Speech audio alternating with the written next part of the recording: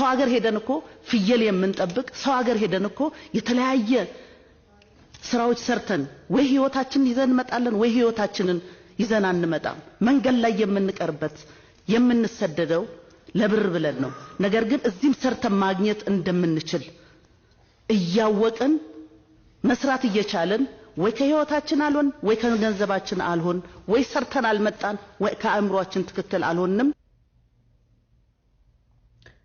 በርግጣው ምን ሰደደው እኛ ለብር ብለን በርግጥ ነገር ግን እዚህም ሰርተን ማግኘት እንደምንችል ምን ሰደደው ለብር ብለን ነው እዚህም ሰርተን መለወጥ እየቻል እንዴት ነው ሰርቶ የሚለወጠው የሰው ልጅ አዲስ አበባ ላይ አንድ ሻይ ቡና ለመክፈት እኮ ማለት ነው ለፍቃድ እኮ 40,000 ብር የሚጠየቅበት ነው 60,000 ብር የሚጠየቅበት ነው መንገድ ዳር እኮ እናት በቆሎ ሸጣ እኮ ልጆቿን ማስተማር አትችልም መንገድ ዳር ማለት ነው የሆነ ንግግር ስናደርግ እኛ ማለት ነው የሆነ ንግግር ስናደርግ ከሁለት ወገን አመዛዝነን ቢሆን ጥሩ ነው የሆነ ባለንበት ቤት ብቻ ማሞጋገዝ አይደለም የትኛው ለህዝብ ከቆም የሆነ ሰው ለህዝብ ከቆመ ከሁለት ወገን የትኛው እንዴት ምን ባደርግ ብሎ አስቦበት የሆነ ንግግር ቢያደርግ በጣም አንዱን ብቻ ትቮዞ አርግታችሁ አንዱን ብቻ ደግሞ ወደ ጎን አታደርጉ አዲስ አበባ ላይ ዛሬ ላይ ኢትዮጵያ ላይ መኖር የሚችል ሰው ባለሀብት ብቻ ነው ደሃ መኖር አይችልም ደሃው እየተሰደደ ነው አዎ ፍየል እየጠበቀ ነው አረብ ሀገር ላይ ሴት ልጅ ሽንት ቤት አጥባ አረብ ሀገር ሰርታ ማለት ነው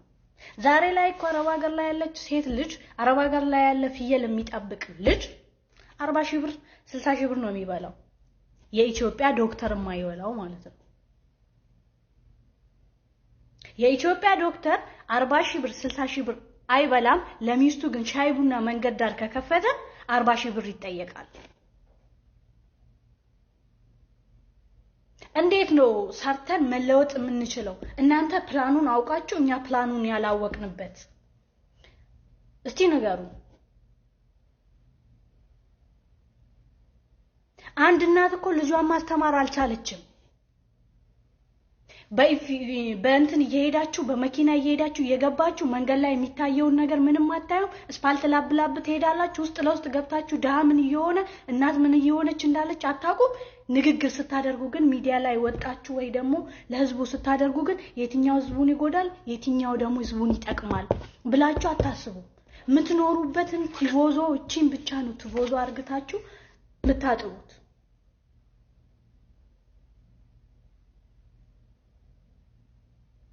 ዛሬ የሚሰደዱ ስደት የሚሄዱ እኮ በትንሹ እኮ በቀን እኮ ከኢትዮጵያ ከ1000 ሴቶች ከ1000 እስከ 2000 የሚሆኑ ሴቶች ይበራሉ ከኢትዮጵያ ይወጣሉ በቀን ብቻ እስከ 2000 የሚሆኑ ሴቶች ይወጣሉ በእነዚህ በሚወጡበት ኢትዮጵያ ወይ ደግሞ የኢትዮጵያ መንግስት ገቢ ያገኝበታል በዶላር ነው ባርነት ማለት ሌላ ምንም አይደለም እኛ የሰው ሀገር የምንሄደው ሰርተን ምናመጣም ቢሆንም ለዚች ሀገር ገቢ ይገባበታል ይወስድበታል ዶላር ይቆጠርበታል በሴቶቹ ግን ወደዚህ አዙራችሁ የሆነ ነገር ስትናገሩ ምንም ማገነዛዘም የተባለ የለም አንዳንዴ የሆነ ነገር ስንል ብናስብበት የተሻለ ነው ዝም ብላችሁ የሰው ሞራል የሚነካ ነገር አታደርጉ እዚህ ጭንቅላቷን ብታብድ ብትሞት አገራው ገብታ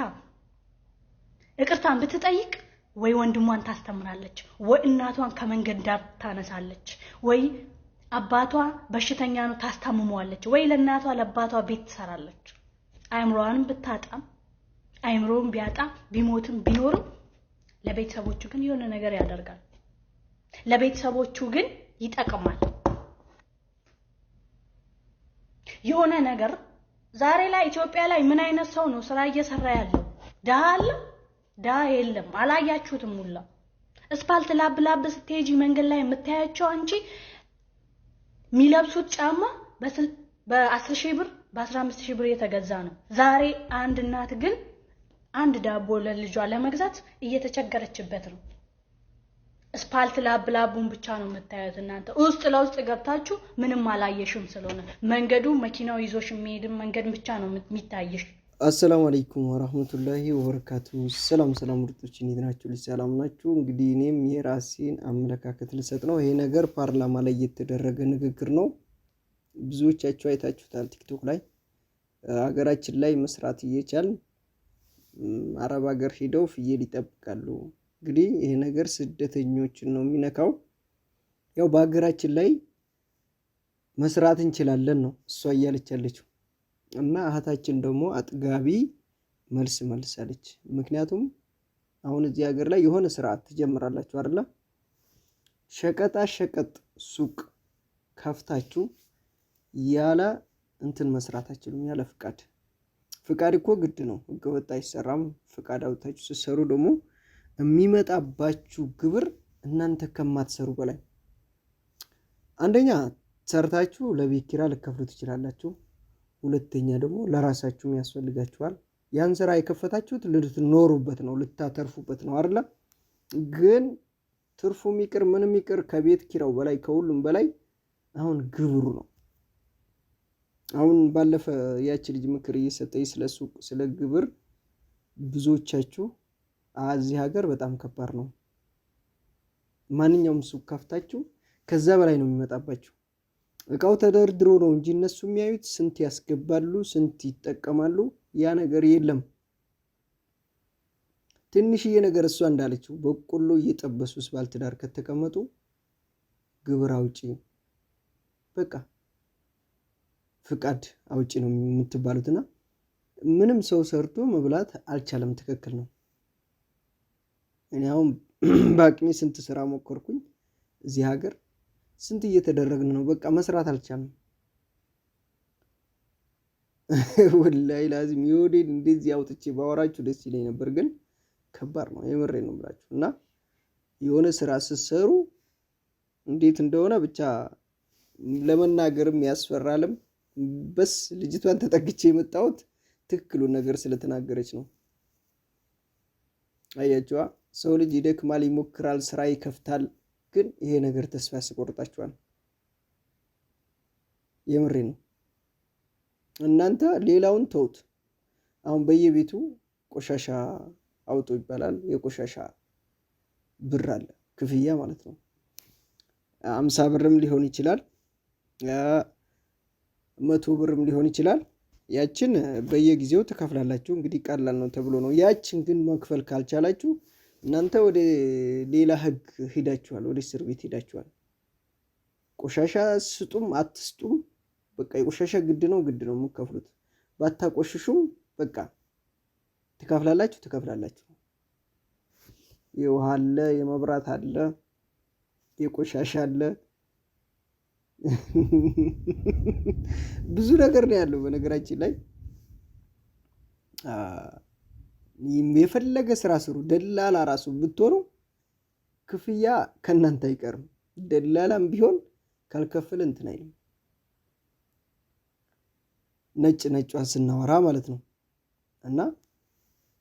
ያለው ነገር ይሄ ነው ያው ፍየል ቢጠብቁ ምንም ቢሉም ከሀገራቸው ወጥተው ይሰራሉ ያገኛሉ ስደትን እየደገፍኩ አይደለም ዝቅ ተብሎ ከተሰራ ሁሉም ቦታ ብር አለ ይገኛል ግን እዚህ ሀገር በህጋዊ መልኩ ራሱ ስራ ለንሰራ ስንፈጠር በጣም ከባድ ነው ወላሂ መስራት አልተቻለምና ሰው ወዶ አይደለም አንዳንዴ ተስፋ ቆርጦ ብን ብሎ ወደ ስደት የሚገባው ወዶ አይደለም